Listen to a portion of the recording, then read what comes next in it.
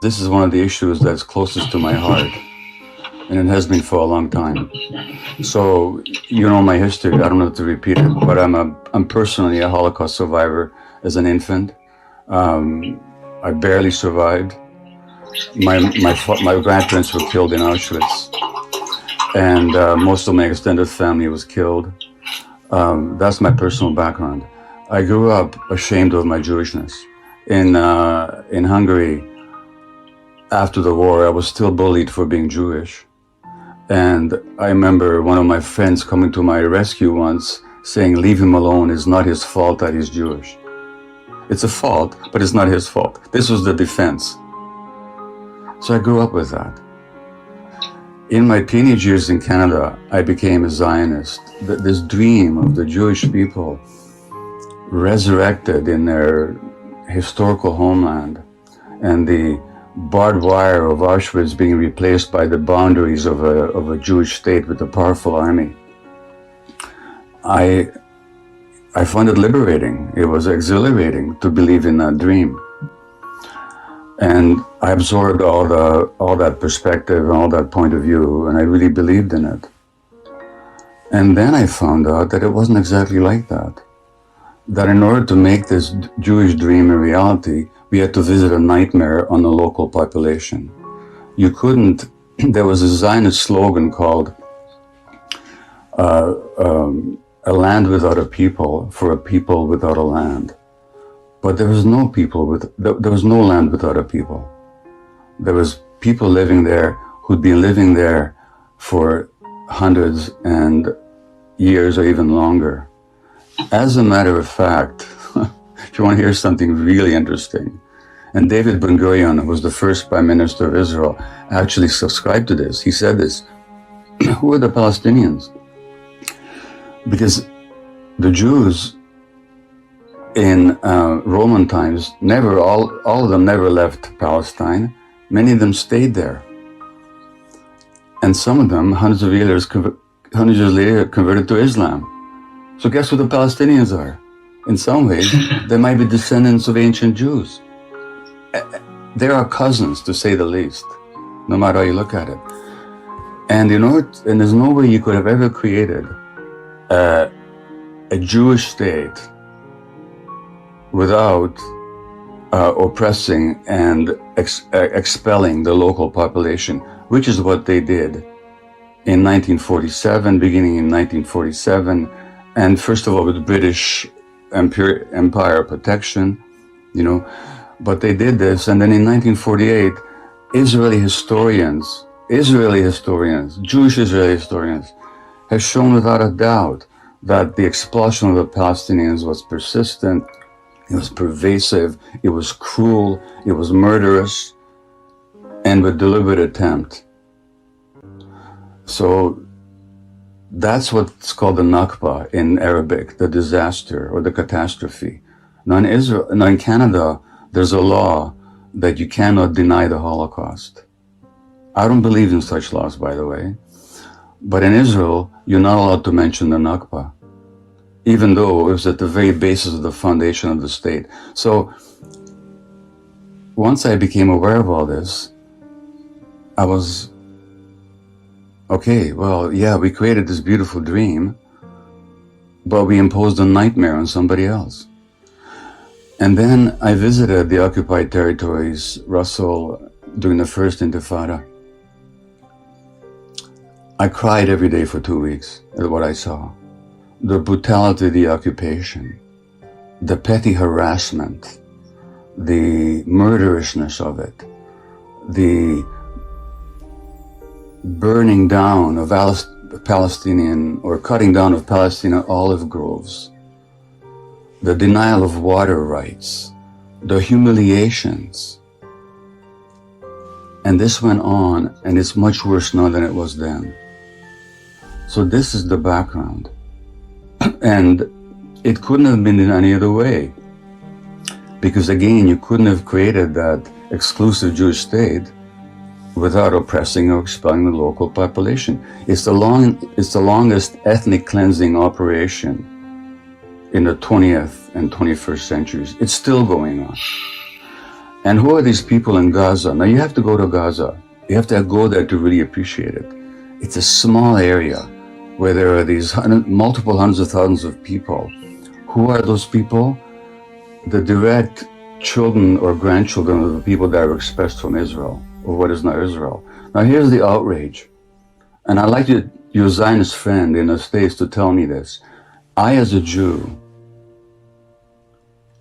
I could land in Tel Aviv tomorrow and demand citizenship under the law of the right of return.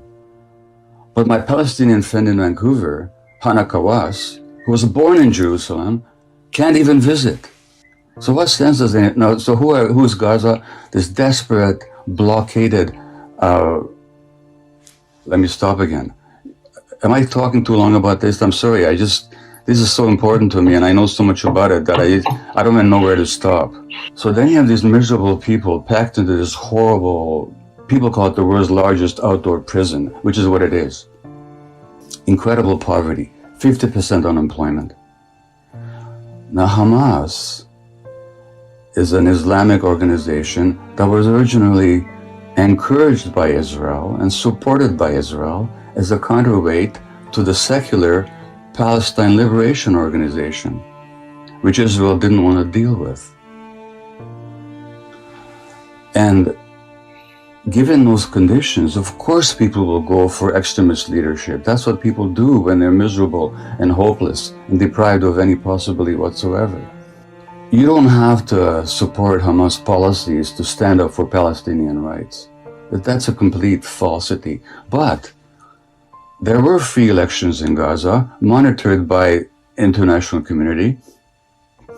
They were declared to be the freest elections ever held in the Arab world. And Hamas happened to win. And when Hamas won that election, Israel and the United States immediately organized a military coup against them, which Hamas defeated, for which the punishment was this blockade that deprives Hamas of, not Hamas, but Gaza, of food, of medical supplies, of sufficient water. I could go on and on and on and on. And then you have this conflict. And then every time there's a conflict, Israel mows the lawn. That's the expression they use. You know what they call it? They call it mowing the lawn, by which they mean the mass murder of Palestinian civilians. Now, is it true that the Gazans shoot rockets into Israel, killing innocent civilians? Yes, it is. Do I support that? No, I don't. But when it comes to the death of innocent civilians, Israel killed 20,000 Lebanese civilians in 1982 using illegal weapons like cluster bombs in a war that had no justification whatsoever. I could go on and on and on and on, except I'll say that the disproportion of power and responsibility and oppression is so markedly on one side that if you take the worst thing you can say about Hamas, multiplied by 1,000 times, and it still will not meet the Israeli repression and killing and dispossession of Palestinians. If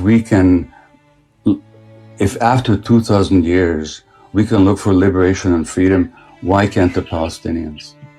If you look at the Western press, when Hong Kong demonstrators throw stones at the police in Hong Kong, that's considered to be heroism in the American press. When in Myanmar, the demonstrators throw slingshots at the army, at the oppressive army, they're considered to be heroes in the Western press. When Palestinian kids throw stones at the Israeli soldiers, they're called terrorists. And Israel gets away with a lot more without much less criticism in the Western press than any other country. I'll say one more thing. I was recently contacted by a Palestinian woman from Jericho. She runs a program for Palestinian children who spend time in Israeli jails. 14, 15, 16-year-olds are jailed for months or years. Sometimes they can't see their families for months. And she runs a program for them. You know what she does? She meditates with them. She does Sufi dervish dancing with them, swirling dancing. to bring them out of their stress state. She says, we don't have post-traumatic stress disorder here because the trauma is never post. The trauma is daily, she said. I just wish your Zionist friend would visit the occupied territories in Gaza like I have and let him speak the way he speaks now. If he's got any ounce of humanity left, he would cry like I did for 2 weeks when I was there. Now, we're not living in Nazi Germany. Anybody can go on YouTube and listen to Ilan Pappé, an Israeli historian, totally eloquent on Israeli history, who's living in England now because life became in Israel too difficult for him. Anybody can listen to Norman Finkelstein, a Jewish professor, world expert on Gaza, who was denied tenure at his university because of his public speaking against Israeli policy. You can listen to any number of Israeli Defense Forces soldiers who talk about the brutality that they now regret having committed. You can listen to Israeli pilots who talk about why they refuse to fly over Gaza because of the atrocities they're made to commit. You can get all the information you want. So if anybody these days doesn't know, it's not because the information is not available. It's not what you know, it's what you could know if you wanted to find out. There are no two sides. I mean, it's always a complex question, but in terms of power and control, and it's pretty straightforward. There was a land with the people living there, and other people wanted it.